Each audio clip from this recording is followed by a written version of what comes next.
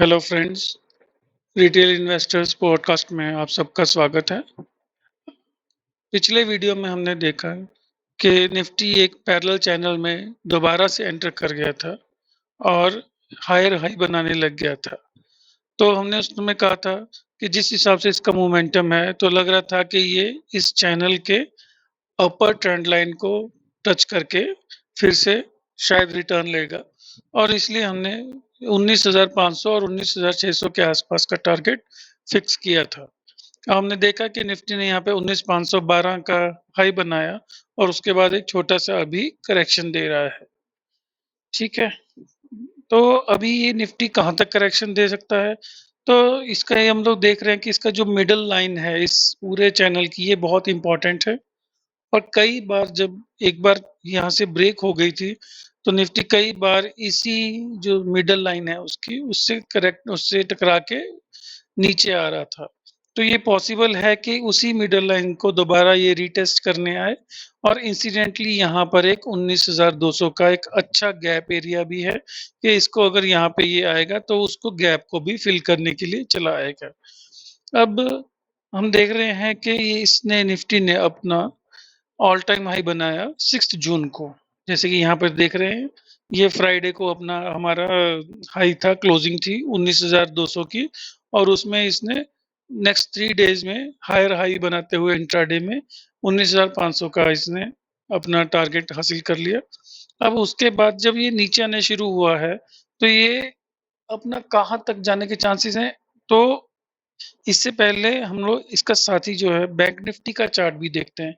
Bank Nifty आप देख सकते हैं कि 4 जून ट्यूसडे को ही इसने अपना हाई बना दिया था 45,700 का और उसके बाद इसने लोअर हाई ही बनाया।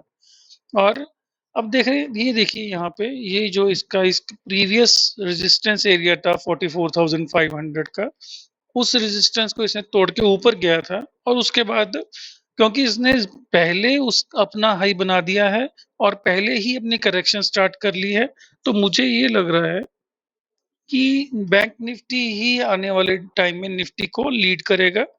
और क्योंकि इसने पहले करेक्शन शुरू कर दिया है, ये लग रहा है कि मुझे अपना ये जो सपोर्ट एरिया है अपना अब 44,500 का, उसको रीटेस्ट करने आ रहा है। तो ये गिव और टेक ऑलमोस्ट 400 पॉइंट्स हैं।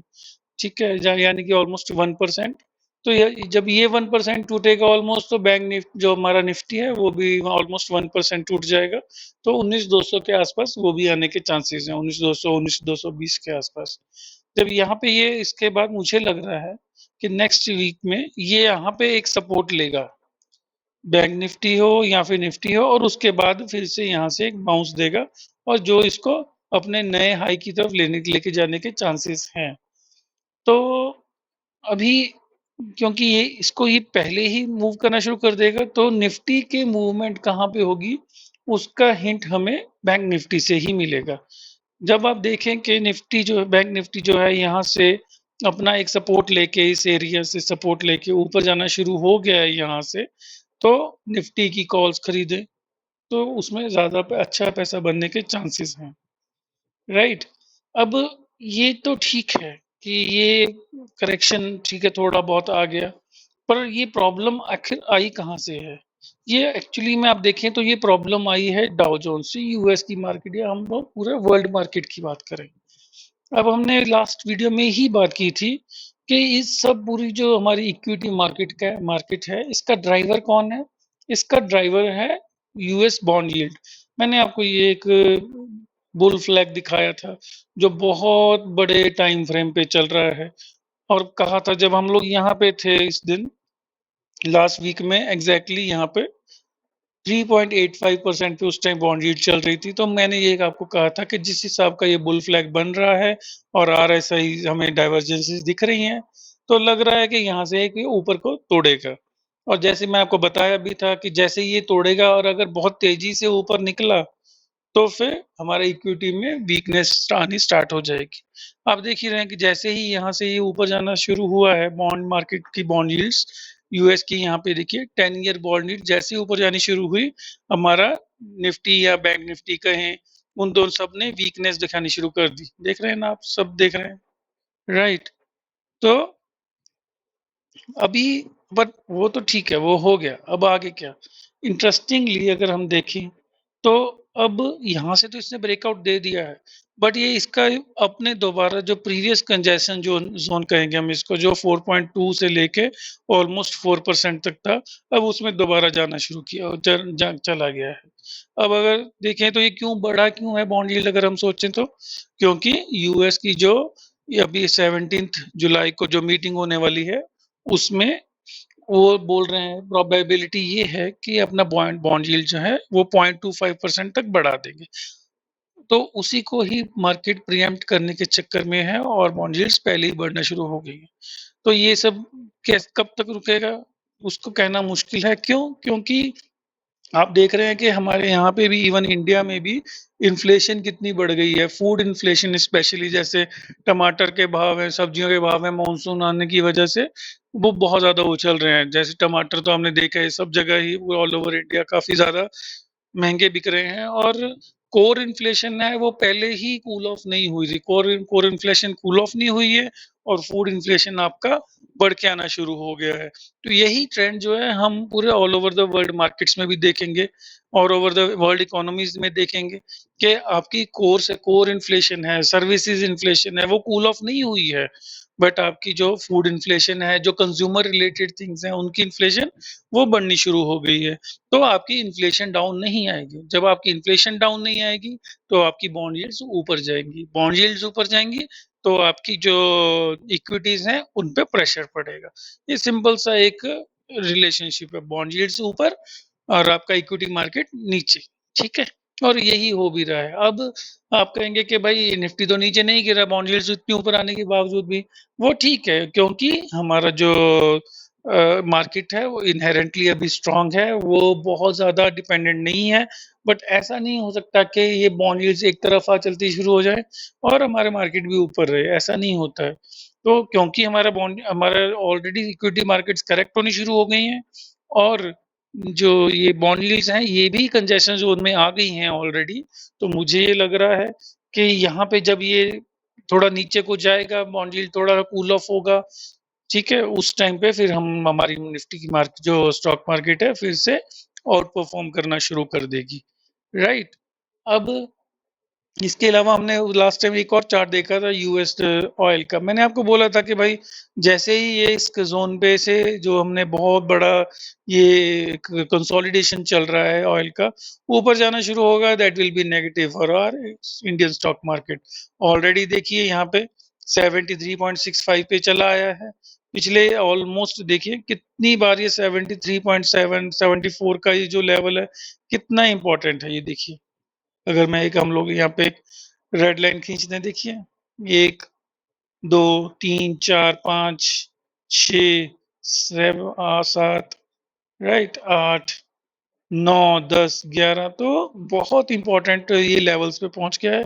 अब इसके पीछे भी एक लंबी कहानी है कि आपका जो सऊदी वाले हैं वो सऊदी बोल रहे हैं कि हम लोग अपना प्रोडक्शन कट करेंगे क्योंकि उनको ऊपर लेके आना है। यूएस वाले बोल रहे हैं कि हमें ऑयल नीचे चाहिए क्योंकि उनको स्ट्रेटेजिक रिजर्व भरना है। राइट, तो ये उनके बीच में बुलिश एंड बेरिश कैंप उनमें फंसा हुआ है, मुझे तो ऐसा लग रहा है। तो जब तक अगर ये आपका अगर यूएस ऑयल ऊपर जाना शुरू होता है, आपका बॉन्ड यील्ड जाना ऊपर शुरू होता है, तो then that definitely will be negative for our equity markets. पर अभी तक मुझे ऐसा नहीं लग रहा कि कुछ होगा। ठीक है, अब उसमें एक और बात भी है, ये रिलायंस का चार्ट देखते हैं। रिलायंस भी अभी देखिए वहीं पे ही बहुत पुराना जो इसका टाइम फ्रेम का, इसने एक बहुत पुराना पैरेलल चैनल बना रखा था। ये देखिए ऑलमोस्ट स्टार्टेड फ्रॉम 2018, 6 साल होने को आए ऑलमोस्ट, और उसी में चला गया था। बट अब इंसिडेंटली ये दोबारा से उसी चैनल में चला गया, देख रहे हैं आप? तो जो ये इसने यहाँ पे तोड़ा था 2020 जनवरी टू 17 जनवरी 2023 में, जो इसने चैनल तोड़ा था, अब वो फिर से उसी चैनल में दोबारा जाने को तैयार है। अगर ये सक्सेसफुल हो जाता है और ये जो ट्रेंड लाइन है ये भी ब्रेक होके ऊपर को निकल जाती है, यानी कि जैसे कि इसका 2680 का, इसका जो 2680 का लेवल है, 2700 का लेवल है, ये अगर इसको ब्रेक करता है और ऊपर जाने की स्टार्ट कर देता है जर्नी, तो समझ लीजिए कि रिलायंस बहुत बड़ी तेज़ी को तैयार हो जाए। क्यों? क्योंकि फिर ये अपना एक इसी जो चैनल है इसके अपर ट्रेंड लाइन फिर से एक टच करने की कोशिश करेगा, ऐसा मुझे लग रहा है। तो इसका क्या मतलब होगा कि ये 3800 या 4000 के लेवल भी टच कर सकता है। ठीक है, अगर आप सोचिए कि अगर रिलायंस में 1000 पॉइंट्स की तेज़ी हो जाएगी तो फिर निफ्टी कहाँ जाएगी, राइट? तो अब ये बहुत इंपॉर्टेंट पॉइंट पे है हमारा निफ्टी, हमारी स्टॉक मार्केट और रिलायंस है। अब उसको इंडेक्स मैनेजमेंट करने के लिए बहुत सारे तरीके हो सकते हैं। जैसे आईटीसी बहुत ज़्यादा मूव कर गया है, तो इसको हो सकता है कि ये कूल ऑफ हो जाए, या कोई और शेयर होंगे उनको कूल ऑफ उनको पकड़ा जा सकता है। सो अभी Nifty for the next week सीधा सा प्लान है हमारा कि अगर निफ्टी 19,200 के आसपास अगर आता है तो बाई करना है, क्योंकि ये गैप फिल हो जाएगा। और ध्यान निगाह रखनी है, अपनी एक नज़र रखनी है बैंक निफ्टी पे। बैंक निफ्टी यहाँ पे सपोर्ट लेता है, ऊपर जाना शुरू कर देता है, तो निफ्टी के कॉल्स लेने हैं, बैंक निफ्टी के कॉल्स लेने हैं या फ्यूचर लेने हैं, वो जैसे आपको ठीक लगे। हाँ, स्टॉप लॉस लगाना ना भूले कभी भी।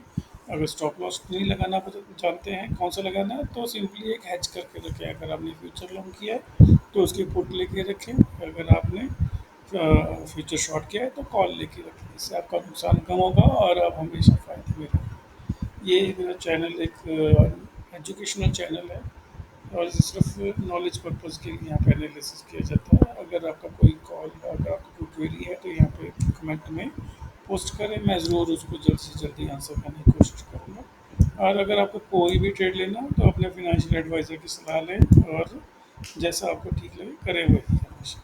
Thank you very much. आपसे मुलाकात होगी।